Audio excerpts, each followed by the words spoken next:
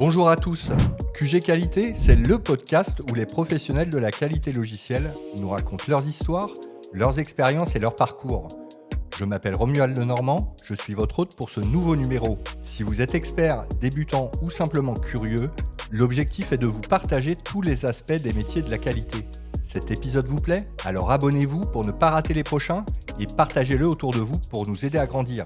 Il y a une phrase qui revient très souvent et trop souvent, c'est que quand on travaille sur une commande avec un type de livraison, et ben en fait, tiens, il y a un bug, d'où ça vient? Et ben en fait là, on a autant de possibilités qu'il y a de produits. La phrase qui revient souvent, c'est pas chez nous. Je connais très bien cette phrase, effectivement. Et c'est de là que naît en fait aussi un besoin d'un peu plus de transversalité. Et donc en fait, on est dans un métier qui est un petit peu différent du QA team parce que il faut du relationnel, il faut créer son réseau, il faut aller voir, il faut oser aller chercher les gens, etc. Donc en fait, on est sur un métier qui est un peu différent. Bienvenue dans ce nouvel épisode de QG Qualité. Notre objectif est simple, faire découvrir et promouvoir les métiers de la qualité logicielle. Nous accueillons Jérémy Atta, Business Quality Leader chez ADO. Nous allons parler de testing à l'échelle et surtout dans sa mise à l'échelle dans un contexte de transformation digitale impressionnant, celui d'ADO. Pour ceux qui ne connaîtraient pas cet acteur incontournable en France, il s'agit derrière ce groupe de Leroy Merlin, mais aussi de Brico Center, Weldom et encore d'autres sociétés. Avant d'entrer dans le vif du sujet, Jérémy, est-ce que tu peux te présenter s'il te plaît? Bonjour Romuald, merci pour l'invitation. Du coup, Jérémy Atta, j'ai quelques cheveux gris qui trahissent un peu une expérience dans le monde de l'IT. J'ai touché un petit peu à tout. J'ai fait un peu de recherche, j'ai fait des sociétés de services et j'ai pu travailler dans différents métiers dans l'IT. Donc aujourd'hui, je mets un focus particulier sur la partie agile testing.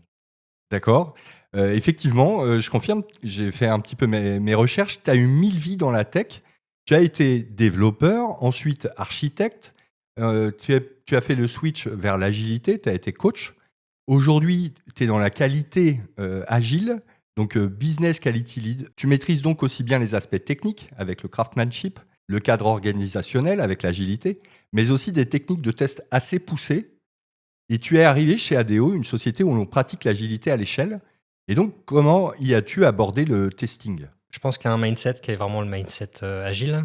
Moi, j'étais marqué par tout ce qui est extreme programming, D'accord. l'agilité technique. Et en fait, avec un peu d'expérience, qu'on se rend compte, c'est que finalement, si on veut être agile, il faut avancer par petites itérations. Si on arrive à poser le test avant de commencer les choses, exactement comme on fait avec du TDD ou autre, Oui. et ben, ça permet de clarifier énormément de choses. Et donc, ce que j'ai fait en rentrant à ADO, c'est que j'ai essayé de défendre une thèse qui est de dire si on veut aller vers plus d'agilité, commençons par le test. Et D'accord. c'est ce que j'essaie de défendre un peu dans le contexte ADO.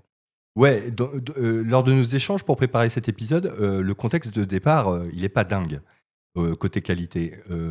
Si je me rappelle bien, il y a 2 quality analystes et un lead QA pour 9 équipes, chacune étant composée de 5 à 9 personnes.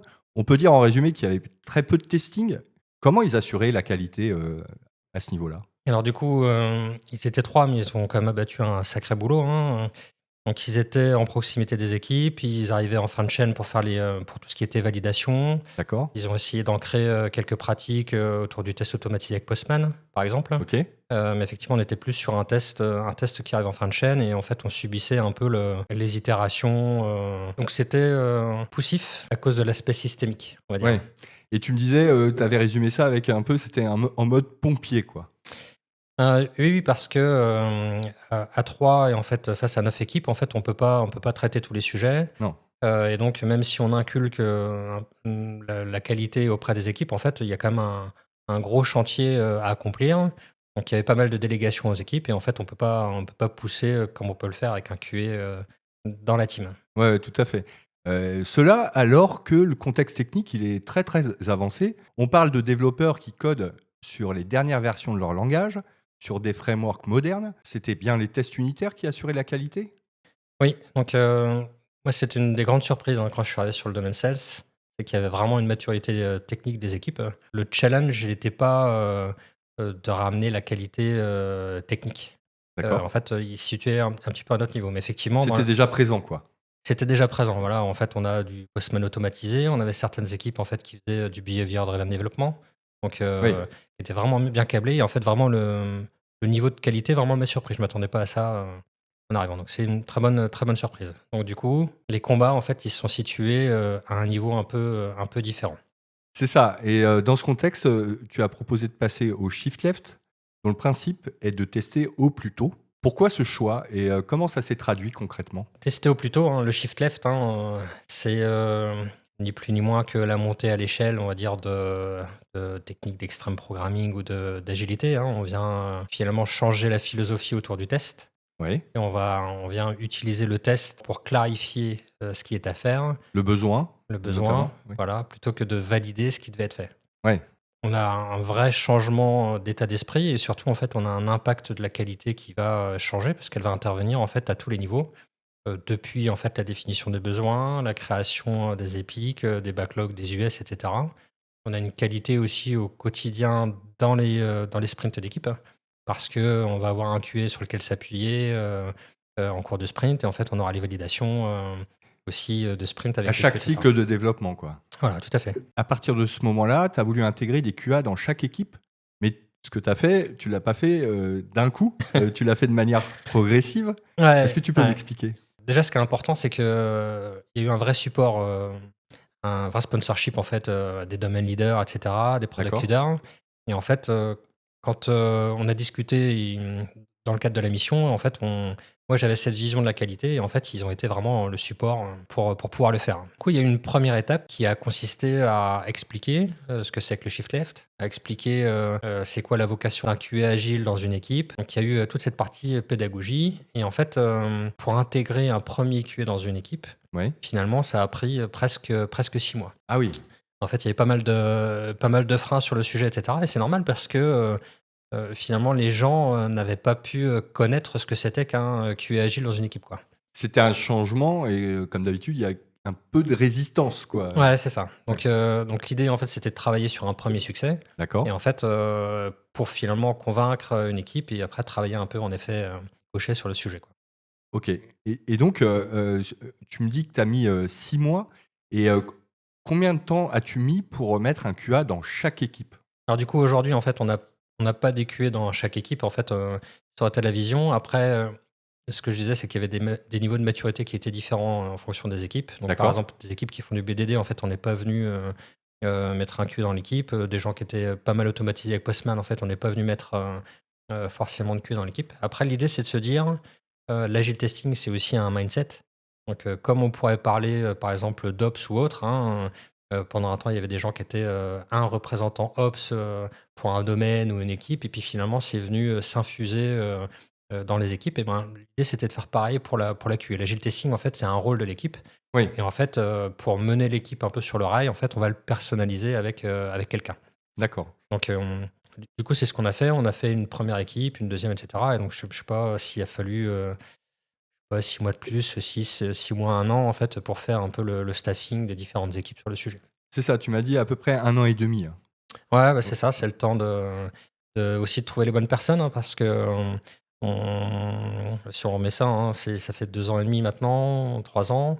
En fait, il y a aussi une contradiction sur le marché parce que quand on parle de tests, oui, en fait, on a souvent le test historique, qui arrive à la fin, où on repart, du cahier des charges, pour voir un peu ce qu'il y a à réaliser et cetera et en fait, là, on parle vraiment d'un changement d'état d'esprit, donc trouver les gens qui avaient déjà une expérience d'agile testing, en fait, c'était un peu compliqué. c'est ça et Heu quasiment même, des personnes agiles natives, si on peut dire? Ouais, ouais, tout à fait, ouais, Ouais, ouais.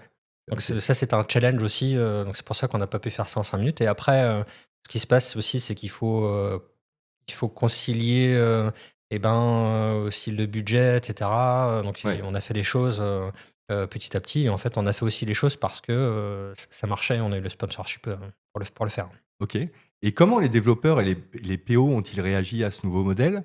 Qu'est-ce que tu recherchais justement chez les QA que tu voulais, recruter? On se rend compte avec l'expérience, c'est que, on parle d'état d'esprit. Il faut, avoir des gens qui soient capables d'infuser un peu la culture agile dans une équipe D'accord. et donc ça demande aussi un savoir-être, de savoir, ne pas s'imposer, de proposer en fait, les choses avec l'équipe, de co-construire les choses avec l'équipe. Et en fait, ce qu'on voit sur les QA qui marchent bien, mais en fait, ils ont ce recul. On a vraiment une mise en place de la qualité qui se fait de manière vraiment smooth, Ouais, de façon naturelle, de quoi. On façon n'impose naturelle. rien, C'est ça. Et en on fait, fait les choses ça se fait progressivement. avec l'équipe en Ouais. co-construction, etc. Et donc, ce qu'on voit, c'est que les workflows des équipes changent pour intégrer en fait les étapes de QA. Ce qu'on recherche dans un QA pour le mettre dans une équipe, c'est une première expérience dans le domaine de l'agile testing et d'être dans le bon mindset. Et après, en fait, on fait très attention à ces aspects de savoir-faire, quoi. D'accord. Donc, le côté plutôt technique ou pas nécessairement? Alors, pas nécessairement. Alors, D'accord. en fait, après, c'est vrai que comme on est dans un milieu agile, l'idée, c'est de pas de faire les choses 36 fois. Et donc, quand on avance d'un pas, on essaye d'automatiser les choses, etc. Donc, Oui, oui. voilà. Et après, effectivement, c'est peut-être une question. Si on parle de technicité, c'est la notion d'agile testing, c'est quoi les critères d'acceptance, Oui, donc comment est-ce qu'on fait. process, méthodologie, Oui, quoi. c'est ça. OK, Voilà. OK, top. Vous avez aussi, essayé plein de choses. Vous avez expérimenté des 80-20, dans des équipes transverses. Vous avez essayé, des campagnes de tests. Comment tous ces tests se sont passés, pour essayer de trouver la façon de faire? Effectivement, on a essayé plein de choses parce que c'était un peu nouveau. Fallait, ce que je disais, aussi concilier les budgets. Donc, en fait, on a essayé différents modèles, des QA qui étaient répartis sur plusieurs équipes. Je vous le déconseille parce que ça marche pas. Ouais. En fait, il faut qu'on soit dans le quotidien de l'équipe. Et en fait, il y a tous les cérémoniaux de sprint planning, etc. Et quand on commence à se répartir en 2 équipes, ça le fait pas. Mais même au niveau humain, hein, on va Tout à fait. quand même être, beaucoup plus proche quand on est dans une seule équipe, Oui. Que répartis sur 2 ou 3 équipes, hein. Oui, oui, tout à fait. Donc il y a une vie d'équipe et je Tout à pense que fait. c'est important. Voilà, il y a tout un partage à avoir. Donc ça, c'est des choses qu'on avait essayé. On a fait aussi des shifts avec des QA, par exemple, qui étaient développeurs et qui repassaient côté agile testing. D'accord. Donc en fait, là, on avait toutes les compétences techniques, Oui. etc. Ah oui, La traçabilité qui était vraiment, vraiment intéressante. Et par contre, en fait, on a eu des difficultés sur l'intégration dans les équipes, la mise en place du workflow de test, etc. Parce qu'il manquait cette maturité. On a essayé plusieurs modèles. d'accord. Et après, du coup, tu évoquais le 80-20. Ce qui se passe, c'est que donc on est dans un domaine avec 9 équipes et finalement, on dessert un besoin du client qui va traverser en fait ces différentes équipes. Quand du coup, on est dans le contexte de la prise de commande et donc Un contexte ô combien critique. critique et surtout en fait c'est transversal Ouais, par définition parce bien sûr. que j'ajoute un produit dans mon panier, il faut qu'il y ait la disponibilité dans les stocks, je vais appliquer une promo, je tape sur la feed, quels sont les moyens de délivrance que j'ai à ma disposition et je suis en contact avec la supply et puis en plus il faut que je paye ma commande donc je suis en contact avec le paiement, etc. Donc Ouais, et donc sur le domaine sales c'est super intéressant parce qu'il y a une bonne cohésion sur les différents produits. d'accord. euh, mais par contre, on arrive sur des scénarios métiers où effectivement on a besoin de rassembler pas mal de monde qui sont de notre domaine ou en dehors du domaine. Et donc là, on a des difficultés entre un focus produit et en fait un besoin transverse. Ouais, Et donc le 80-20, c'est parce que on a essayé de traiter des sujets transverses euh, en travaillant en proximité avec les QA. Et en fait, on souhaitait avoir une répartition 80% de temps dans l'équipe et 20% en fait sur les sujets qui étaient plus transverses. Et ça, c'est des choses qui ont eu du mal à fonctionner d'accord. parce que quand on est dans une équipe, les QA, en fait, ce qu'on a observé, hein, c'est qu'effectivement, il y avait des freins à l'adoption des QA dans les équipes, mais une fois que les QA étaient rentrés dans les équipes, et on avait du mal, nous, à les sortir, et même en fait, à avoir ce 20%, c'était compliqué. Ils étaient devenus, indispensables alors? Ah bah, de toute façon, il y a un avant et un après, hein. Même Ouais. quand on discute avec les PO, il y en a plusieurs qui nous disent, «Moi, je reviendrai pas en arrière, et je travaillerai plus sur QA, quoi». Ah ouais, génial. Ah ouais, ça c'est OK. des retours qui sont vraiment clés, quoi. Et du coup, après, c'est la question de la transversalité Ouais, et du coup, il faut quand même gérer cette transversalité et du coup, sur les QA, sur le domaine, en fait, on a introduit, des QA, en fait, justement, qui vont adresser, la cette transversalité des gestion métier. problématique, transverse, quoi. Ouais, c'est OK. ça. Il y a quelque chose qui nous fait un peu rire, nous, QA, parce que, il y a une phrase qui revient très souvent et trop souvent, c'est que quand on travaille sur, une commande avec un type de livraison, et ben, en fait, tiens, il y a un bug, d'où ça vient et en fait, là, on a autant de possibilités qu'il y a de produits. La phrase qui revient souvent, c'est pas chez nous. Et Je donc connais très très bien cette phrase, effectivement. c'est de là que naît, en fait, aussi un besoin d'un peu plus de transversalité et donc en fait, on est, dans un métier qui est un petit peu différent du QA, team parce que, il faut, du relationnel, il faut, créer son réseau, il faut aller voir, il faut, oser aller chercher les gens et cetera. Donc en fait, on est sur un métier qui est un peu différent. C'est ça, il faut avoir ces points d'entrée sur tous les périmètres que traverse notre parcours, en fait. Ouais, c'est ça, c'est Ouais, ça. Il y a aussi une notion de connaissances transverses, techniques, des c'est ça. outils et cetera. Donc il y a c'est 2 métiers un peu, différents. Oui, oui, tout à fait. Et une fois que toutes ces expérimentations ont été réalisées, vous êtes arrivé à quelque chose d'à peu près stable. Maintenant, au quotidien, si je prends une US quelconque, concrètement, par quelles étapes est-ce qu'elle passe? Sur la vie d'équipe, hein, ça va être du classique, où en fait, on a, les, tests d'acceptance qui sont revus et cetera en avance de phase, hein, sur la D'accord? partie, refinement et cetera. Après, ça va vivre, dans l'équipe. Il peut y avoir du rework, parce que quand un développeur, au fil de l'eau, commence à terminer un peu son sujet, il fait la validation avec le QA et en fait, on arrive sur la démo à la fin. Le sujet qu'on adresse, un peu plus en termes d'agile testing, c'est, de monter ce modèle-là, mais sur des problématiques qui sont, au niveau des épiques, au niveau des initiatives. Et donc, OK. ce qu'on cherche à mettre en place, ça veut dire que, avant finalement qu'une épique ou une US arrive dans une team, on essaie de rassembler, les forces vives, métiers, et cetera, pour essayer de trouver, un formalisme où en fait on est capable de, à peu près tous se mettre d'accord sur ce qui est à réaliser en avance de phase. En définition on parle bien de la définition du besoin, là? Ouais, ce qu'on cherche à faire, c'est bien à cristalliser par le test, ce qui est à faire. On va s'appuyer sur le test pour mieux comprendre les choses et on essaie de le cristalliser en fait en avance de phase et en fait D'accord. avant les développements. On fait ça, les développements arrivent dans les différentes équipes. Ouais. À partir du moment où en fait, ça arrive dans les environnements du UAT et cetera et en fait, là on a un comité de suivi qui se crée avec, les différents interlocuteurs. Ça, c'est un point clé pour que ça fonctionne bien parce que quand on est dans un environnement distribué avec plusieurs équipes, il y a un moment donné, en fait, on a quand même besoin de rassembler un peu tout le monde, de se mettre autour de la table, de dire: «OK, on en est où?» et cetera. Une fois qu'on a ça, en fait, derrière, on lance les kick-off de tests et en fait, on va déclencher les campagnes de tests. Et les jeux de données, c'est préparé à l'avance? Comment ça se passe? Moi, je pense que les jeux de données, c'est, le nerf de la guerre un peu dans tous les environnements. Oui, Du coup, depuis 2 ans et demi, en fait, nous, on a pris une approche qui est un petit peu différente. Donc il y a des outils, qui nous permettent d'avoir des jeux de données, et en fait qui marchent, je sais pas, à 60 ou 70 du temps et en fait, nous, on a tous des scripts automatisés qui vont, taper dans les différents produits pour dire: «Est-ce que ce produit-là marche chez toi?» «Oui, non» et en fait, on filtre. On a pris une autre approche sur le JDD qui est plus, à l'efficacité, quoi. ouais, ouais, enfin, l'efficacité, c'est surtout, de faire en sorte qu'on ait, des jeux de données qui marchent, quand on doit faire les Oui, tests, oui, hein. c'est ça. Donc, Ouais. si on fait juste une aparté sur ce sujet-là, hein, il y a 3 ans, ça pouvait prendre, 3-4 jours pour avoir une référence parce qu'il fallait taper des références, enfin des requêtes à droite à 3-4 gauche et jours. cetera. Voilà. Aujourd'hui, tous les matins, en fait, on a, notre jeu de données tout frais, Ah qui a oui, été, le script est ouais, passé c'est ça. est passé la nuit et vous Ouais, avez vos données. Ah ouais, ça c'est génial, hein. c'est ça. Et sur la partie automatisation, est-ce que tu peux nous donner quelques détails, sur ton périmètre? Comment ça se passe?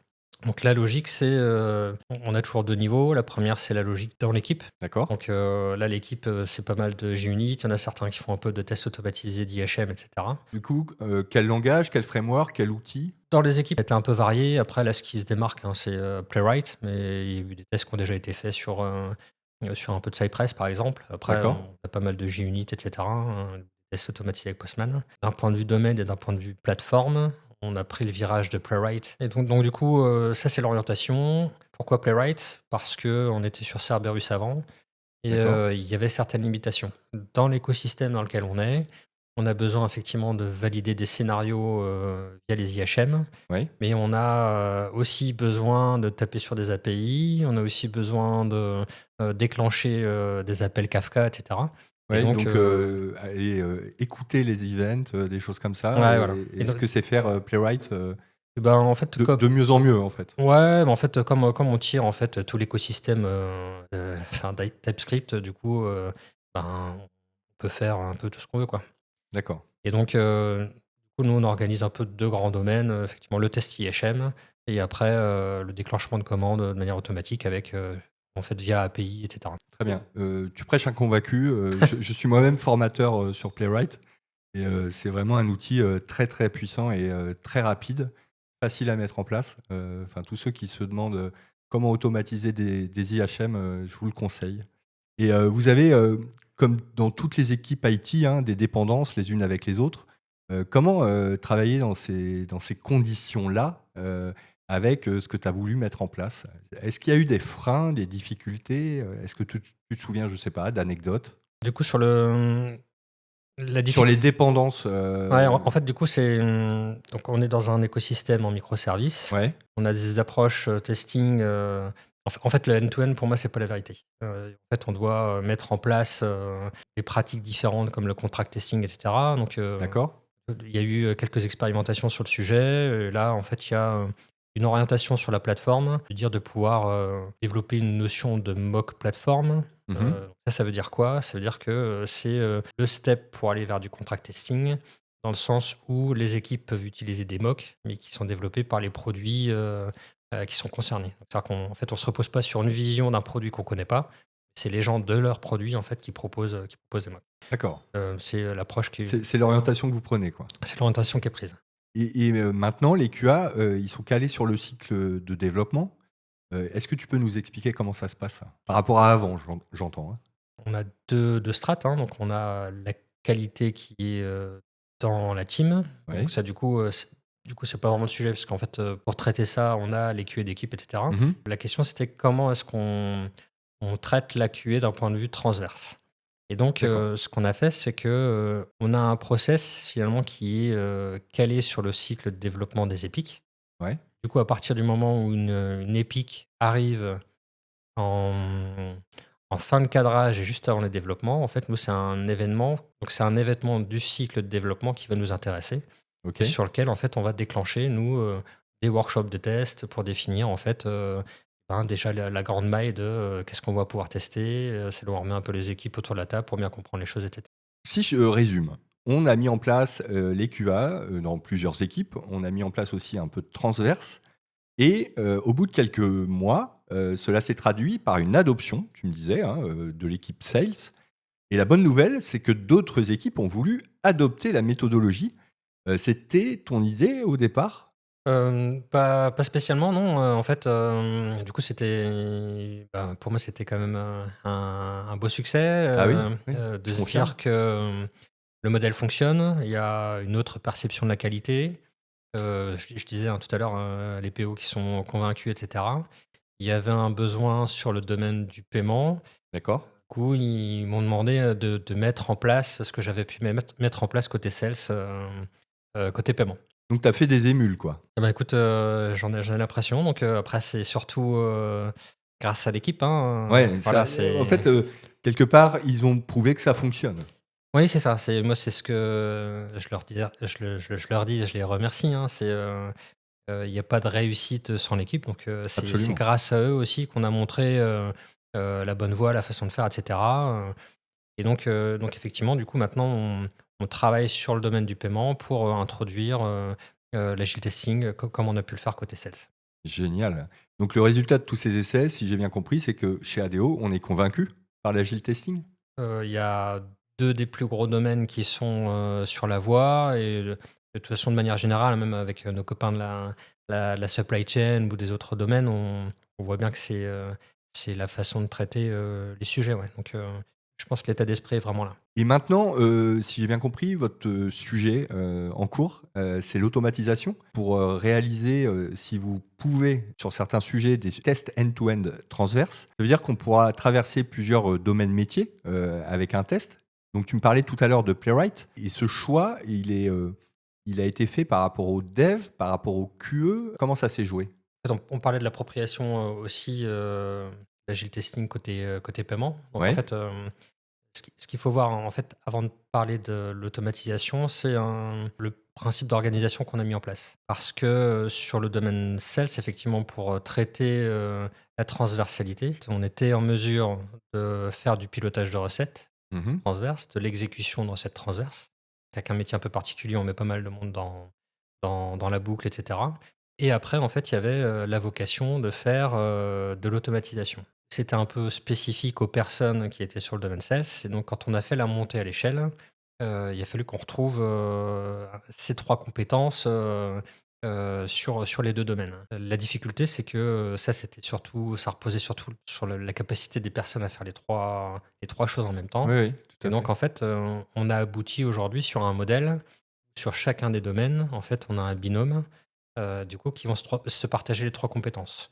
Et D'accord. donc on a un QA transverse qui est plus sur la partie, pilotage de Oui. recettes, l'exécution de recettes transverse. Et après le deuxième binôme, en fait, il est sur l'exécution de recettes transverse et la partie automatisation. D'accord. Donc c'est lui qui est chargé d'automatiser les scénarios avec l'aide de Playwright. Ouais, c'est ça, c'est ça. Ok. Sur les 2 domaines, en fait, on concourt à l'expérience sur la prise de commande et donc Mhm. effectivement, on traverse le domaine sales avec le tunnel de commande, on traverse les équipes, du paiement. Il y a un besoin, d'automatiser, en fait, des scénarios, qui passent un peu, sur le tunnel de commande avec les différents moyens de paiement et cetera. Oui, bien sûr, des sanity checks, Donc les des sanity parcours checks, critiques, des choses comme ça. c'est ça. Playwright s'est imposé parce qu'on traite de l'IHM, mais en fait, on va traiter aussi, par exemple, si on teste des retours, ça ne m'intéresse pas de retester la prise de commande sur le web parce que finalement, on a des tests qui sont dédiés à ça. Par Oui, oui. contre, pour faire un retour, il faut que j'ai une commande qui existe.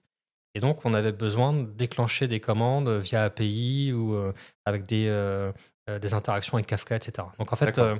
c'est pour ça que Playwright en fait, s'est imposé parce qu'on avait besoin de taper sur différentes technologies pour faire avancer nos commandes pour les différents contextes, etc. Ok. Plutôt que d'utiliser un outil pour les API et un autre outil pour l'IHM. Ouais, c'est ça, c'est Ouais. ça. En fait, du coup, Lui, il voilà, est capable de faire les deux, c'est ça. On, autant aller dessus, on quoi. ramène la force de TypeScript derrière et donc, du coup, avec tout ce qui Et, va bien. et du coup, TypeScript, qu'est-ce que ça permet de faire aux équipes? Est-ce que les IHM sont codés en TypeScript? Non, non, non, en fait, on est vraiment sur la stack technique, en fait, on va dire, qui est vraiment, très moderne. D'accord. Après, en fait, on va utiliser Playwright, hein, c'est un crawler web, donc on est capable d'aller choper, des ID à droite à gauche et Ouais, ouais. cetera. Donc c'est un peu le 80 le cœur de Playwright de savoir faire ça, quoi. Et donc, si je résume, après le testing at scale, est-ce qu'on peut parler de automatisation at scale? Nous, on est très centré du coup sur la prise de commande et sur les 2 domaines, hein. Ouais, Et après, il y a, des initiatives, du coup, qui sont au niveau de la plateforme pour effectivement, mettre en place du testing, automatisé à l'échelle. d'accord. Et donc là, l'idée, c'est, de garantir en fait que, nos scénarios critiques, soient couverts et cetera. Donc en fait, il y a des tests, réguliers sur l'UAT et en fait, ça va jusque sur la prod, sans forcément faire les prises de commande. Ah oui, L'ambition, c'est ça et donc là, il y a eu un gros travail, des équipes de Pauline de Singuet. Il y a eu un gros travail de migration justement d'un capital de tests qui était en Cerberus pour les repasser, côté Playwright. on décommissionne l'ancien pour alimenter le nouveau. Oui, ça se fait souvent, surtout quand on se retrouve un peu bloqué par la technologie qu'on avait choisie. Et parfois, effectivement, on a fait ce choix à l'époque, c'était le bon, mais quand on a commencé à grossir et à vouloir faire plus, on s'est retrouvé bloqué. Et naturellement, on va choisir un nouvel outil.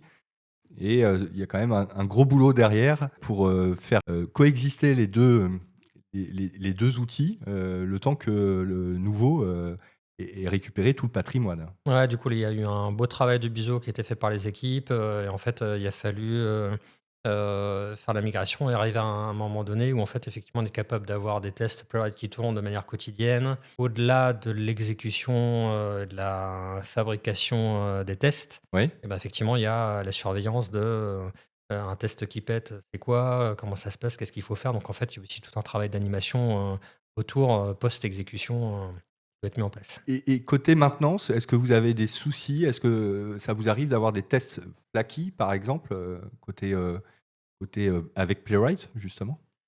Je pense que les tests flaky, en fait, on va les avoir, indépendamment de la technologie, hein, Après, aujourd'hui, en fait, on a des challenges, qui sont, je pense des challenges que d'autres peuvent avoir, hein, on est sur un environnement microservice, donc effectivement, on a des environnements d'UAT, mais en fait, il y a pas mal de mouvements, au regard du nombre de produits, Oui, oui, qui j'imagine. sont qui concourent en fait à la bonne exécution d'une commande et cetera. Il y a une certaine fragilité qui vient de ce côté-là, quoi. Donc D'accord. voilà, je J'ai regardé je sais plus combien de déploiements, sur une journée sur un mois. Enfin, c'est juste, pharaonique, hein, vu le nombre de personnes qui sont concernées, donc effectivement, mais finalement de manière générale, donc il y a une certaine flakiness, ouais, sur les tests, et donc c'est des sujets qu'il faut adresser, Ouais, ouais, tout à des fait. sujets qu'il faut adresser, ouais. Tu parlais de déploiement, les tests sont joués, combien de fois? Est-ce que c'est plusieurs fois par jour? Est-ce que c'est à chaque pull request? Comment ça se passe pour les tests automatisés? En fait, il y a 2 logiques. Il y a, la logique, produit. Mmh. Et donc là, en fait, ils sont, dans l'intégration continue et cetera. Donc, il y a toute une strate autour de la qualité là, qui a été mise en place, qui est globale en fait, à toutes les plateformes, hein. Il faut savoir on a des plateformes fonctionnelles, mais en fait, on a une plateforme qui s'appelle, Global Tech and Data qui est là pour, ramener une homogénéité sur, ce qui est fait en termes de technique et cetera. Et en fait, il y a des guidelines qui sont, établis Ah oui, et en fait, d'accord. du coup, qui visent un peu à mettre, en place les bonnes pratiques, avec, tout un système de ceinture un peu comme au judo. Du coup, il y a des niveaux de maturité qui peuvent être différents en fonction des équipes et dans les, hauts niveaux, l'idée c'est qu'à partir du moment où on pousse un changement, en fait, au préalable, les tests ont été déclenchés et cetera et cetera. La barre qui dit, effectivement avant de déployer en UAT, en fait, je dois avoir des tests, automatiques. Donc là, il y a un challenge parce que, quand on arrive à ce niveau-là, en fait, on dépend de pas mal de monde. En Mmh. fait, c'est là où on peut introduire un peu de la fragilité sur certains tests. Ouais, tout à fait. Et est-ce que vous avez un peu de bande passante, avec tout ce travail, pour faire aussi, par exemple, des tests exploratoires? Ouais, test exploratoire, en fait, l'idée, c'est donc on parlait du process, tout à l'heure là, donc un 1er événement qui on va faire des workshops de tests, Mmh. et cetera. En fait, il y a d'autres événements qui sont, quand les produits arrivent à maturité sur l'UAT, donc c'est là qu'on déclenche les recettes et en fait, en fin de recette, c'est, à ce moment-là qu'on va faire du test exploratoire, D'accord. généralement, on met, les gens du métier, dedans. Il y a Chose pas d'angle qu'on mort, hein, chez ADO, on dirait, grâce à toi. c'est donc plus, c'est un travail d'équipe, hein, je le répète, hein, c'est pas, et en fait, J'ai bien compris, j'ai bien compris. sur la logique, hein, on reste un peu avec, cette image de la pyramide Ouais, ouais, tout où, à il y a fait. un gros travail qui est fait effectivement, au niveau du code avec les tests unitaires et cetera. Après on a un travail, d'arrache-pied qui est fait par les QA dans les teams. Ma vision et mon opinion, du coup, quand on arrive sur un QA, la QA qui est un peu plus transverse, effectivement, on va vérifier, quelques cas tordus et cetera, mais l'idée c'est pas de refouiller, Oui, oui, bien tous les sûr. tiroirs de la Oui, oui. commode, Mais, pour faire les c'est tests bien, là. c'est que vous avez l'air vraiment de couvrir tout le spectre, des possibilités au niveau Ben, testing, quoi. on essaye, Ouais. on avance pas à pas, on sera encore, meilleur demain et puis l'idée c'est de tester et d'expérimenter un peu au fur et à mesure. Ouais. Alors, si on prend un petit peu de recul aujourd'hui, tu as accompli quand même un sacré chantier, là-bas. Comment tu te projettes, pour la suite? Ben, c'est une bonne question. En fait, pour la suite, c'est déjà en fait on a, co-construit avec, les QA transverses, un peu la stratégie, notamment pour l'année, hein, donc il y avait des grands plans qui avaient été posés, à l'époque, hein. C'est de dire, on avance vers de l'agile testing et puis en fait, si on se met une ligne de mire à, je sais pas 3 ou 5 ans, après c'est de travailler sur du test en prod, Ouais? parce que, le test en prod, l'idée c'est qu'il faut qu'on arrive avec, pas mal de bagages techniques pour pouvoir y aller. Donc en fait, ça veut dire qu'en fait, on a un chemin exploratoire aussi pour réussir à aller, faire du test en prod. Ouais. Après, sur, la stratégie en fait qu'on a définie, là, sur cette année, en fait, elle est en trois grands challenges, hein. Le premier c'est, back to basics, dans le sens où, j'ai un produit, il est couvert par du test, quelle est la couverture et cetera, Donc tout ça, on le c'est quoi la mesure, photo? hein, évidemment. Ouais, bah, l'idée c'est d'arriver là. Donc, D'accord. et en fait, ça tire aussi pas mal de choses, comment est-ce qu'on fait, pour avoir un référentiel un peu de fonctionnalités et de tests, qui soient un peu partagés et cetera. Donc c'est des choses sur lesquelles on travaille et l'idée, c'est effectivement, voilà, première étape, back to basics, j'ai un coverage fonctionnel qu'on est capable de mesurer. On est capable d'avoir la première photo sur laquelle, en fait, on va s'animer et cetera. Les difficultés là-dessus, hein, c'est qu'on est passé un peu, du monde du Google Sheet, on passe vers un Ouais. peu Jira X-Ray, comment est-ce qu'on fait et cetera pour harmoniser. Donc, des questions qui restent un peu au quotidien sur lesquelles on travaille. Et ça peut être un peu chronophage, en plus.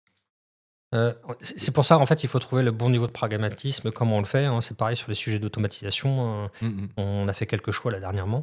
C'est la première étape back to basics. La deuxième, c'est de dire: «OK, on fait, de l'onboarding», donc il y a une BU, qui arrive, l'Espagne, l'Italie, le Portugal, la Pologne et cetera et donc, le challenge, c'est de dire, si on démonte un peu une feature, on va se retrouver avec, pléthore, d'Epic, d'US et cetera et donc comment est-ce qu'on fait pour trouver le formalisme qui soit, assez juste, sans trop rentrer dans un niveau de détail qui soit profond, mais pour qu'on puisse comprendre ce que ça fait et comment ça marche. D'accord. Donc, quand j'en parle un peu, c'est, si je devais l'expliquer à ma grand-mère, comment je m'y prendrais? Donc là, il y a tout un travail de, comment est-ce qu'on fait pour simplifier l'onboarding et ça veut dire qu'en amont, en fait, on a réussi à définir Simplifier et clarifier les choses, quoi. ouais, c'est ça et Ok.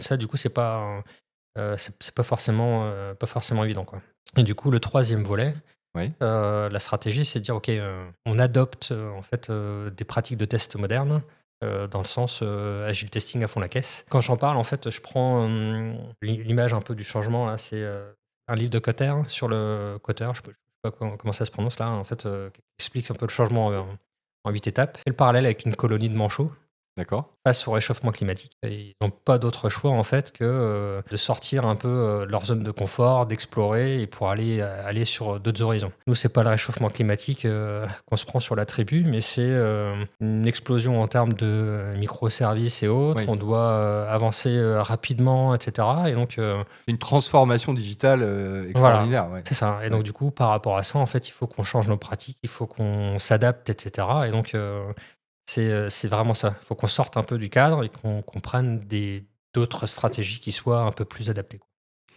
Et toi, sur un plan plus personnel, qu'est-ce que tu as appris durant cette période chez ADO?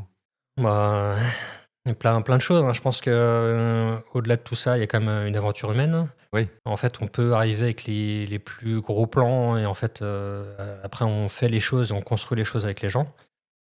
Voilà et puis après moi j'ai une philosophie qui est assez de co-construire en fait. J'ai une grosse logique un peu de co-construction. Effectivement, même si on cible un peu, un objectif, une autre façon de faire, c'est, comment on fait pour avancer? Comment est-ce que, les gens peuvent s'approprier les choses? Comment les gens peuvent contribuer? Il y a eu tout ça aussi derrière, d'accord. donc voilà et puis après, c'est vrai qu'avoir la bonne équipe, c'est ce qui Oui. permet de faire avancer, les choses quoi. Donc il y a pas mal de Oui, on fait rien seul, hein, c'est évidemment. ça, l'aventure humaine, hein. Et est-ce que tu aurais des conseils à partager avec nous pour parvenir à ce genre de résultat? Il y a pas mal de choses, hein. Moi, je me suis beaucoup inspiré, de tout ce qu'on a pu faire sur la partie, agile, hein. Donc, Mhm. moi, c'est vraiment la logique des petits pas, il y a pas de chemin tout tracé. Donc, faut déjà faire une première étape, Ouais. on voit, on avise, on constate, On on essaie de expérimente pivoter, aussi? voilà, et cetera. Voilà, Ouais. ça. J'ai eu le grand luxe, en fait, d'avoir le sponsorship, sur le sujet avec, Ouais, c'est des super. gens qui étaient déjà sensibilisés au test. Alors, qui étaient pas sensibilisés au test, mais qui étaient sensibilisés, en fait, plus à l'agile testing, ce côté-là, en fait, de comment est-ce qu'on fait, le pragmatisme, pas à pas, et cetera. Et donc du coup, même dans la démarche finalement, pour arriver où on en est aujourd'hui, bah, finalement c'était aussi, on était dans une démarche agile. C'est ça finalement. Ouais, tout à On fait. essaye, on fait un pas, on regarde, on avise, on pivote, et cetera, hein. Quand on dit par exemple, qu'on a testé différents modèles finalement entre des QA d'équipe, des QA transverses, comment ça marche, C'est exactement ce que vous avez fait, ouais même c'est pour ça. la mettre en place, en fait. Ouais, c'est ça, complètement et en C'était un fait, fonctionnement agile. typiquement aujourd'hui, bah, en fait, on continue à se chercher, Oui, parce que quand on parle de problématiques d'automatisation à l'échelle, bah, typiquement, est-ce que le modèle aujourd'hui ça marche ou pas? En fait, on a certains écueils parce que finalement ça demande un niveau de technicité qui est quand même assez, élevé, qui est pas forcément donné à tout le monde. On est sur des profils qui sont particuliers. Donc on est en train de chercher encore, le le chemin. le chemin, la bonne façon de faire et cetera. Bah, si j'ai un conseil à donner, c'est, oser tester. Excellent conseil. C'est vraiment l'endroit où on ose, en tout cas, ici, parler de test. Comment toi, tu te tiens au courant, autant au niveau tech, autant qu'au niveau agile, ou qualité? Est-ce que tu as des ressources à nous conseiller? Des livres, des blogs, des sites internet? Sur la littérature, il y a pas mal de choses, hein, Ouais, des bouquins après, enfin les bouquins agile testing et cetera. Moi d'accord. j'ai des bouquins, particuliers qui m'ont marqué, hein, cette notion un peu de découpage, comment on fait pour tester, hein. Par exemple, Working Effectively with Legacy Code, c'est un ouvrage pour moi vraiment qui m'a marqué. Donc, le premier ouvrage de Goshko Hadzik là, donc c'était Bridging the Communication Gap et en fait, D'accord. du coup, il reprend en fait plus, les questions de comment est-ce qu'on fait pour, les analyses de besoins, mais en fait, plus centré sur la bonne compréhension, etc. Donc ça, c'est un ouvrage qui était vraiment pas mal. En fait, donc c'est lui l'auteur notamment de Spécification by Example qui arrive un peu plus tard, etc. D'accord. Après, de manière générale, ce que je retiens avec un peu les différentes expériences que j'ai pu avoir, etc., c'est effectivement les confs, ça permet de s'aérer un peu l'esprit, de voir un peu d'autres choses. Oui, oui, oui. Je pense que c'est bien d'aller en conf, de regarder un peu les podcasts ou autres, etc., pour avoir l'ouverture d'esprit. Mais finalement, le vrai marqueur, hein, c'est ça, c'est d'oser essayer, Ouais. d'expérimenter, etc. Et en fait, de trouver un peu des contextes où on puisse le faire et de bâtir un petit peu là-dessus, quoi. Ok, bah, on mettra tout ça dans la description de cet épisode. Merci beaucoup, Jérémy. Merci à vous. Cet épisode de QG Qualité touche à sa fin. Si ça vous a plu, n'hésitez pas à mettre 5 étoiles. Retrouvez-nous sur YouTube et sur toutes les plateformes de podcast. Retrouvez toutes nos actualités sur notre site internet ssid.fr. À bientôt.